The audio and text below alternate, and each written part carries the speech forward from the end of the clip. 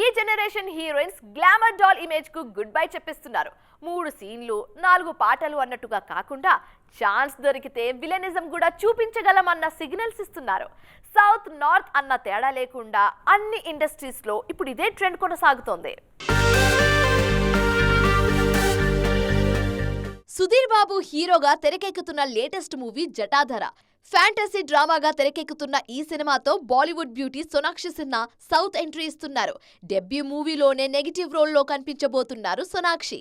Global beauty Priyanka Chopra కూడా negative రోల్లోనే south entry ఇస్తున్నారు. మహేష్ బాబు హీరోగా రాజమౌళి తెరకెక్కిస్తున్న సినిమాతో దక్షిణాది ఆడియన్స్ కు పరిచయం అవుతున్నారు పీసీ. ప్రస్తుతానికి అఫీషియల్ అనౌన్స్మెంట్ లేకపోయినా పీసీ కనిపించబోయేది నెగిటివ్ రోల్లోనే అన్న టాక్ ఎప్పట్నుంచో ఉంది. రీసెంట్ గా జాట్ సినిమాతో షాక్ ఇచ్చిన రెజీనా ఈ సినిమాలో విలన్ భార్యగానే కనిపించడమే కాదు, క్రూయల్ కిల్లర్ గా నటించి షాక్ ఇచ్చారు.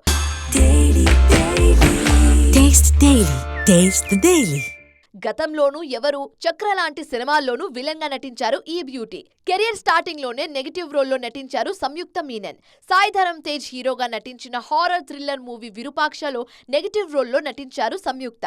ఈ సినిమా సక్సెస్ లో సంయుక్త క్యారెక్టర్ కీ రోల్ ప్లే చేసింది.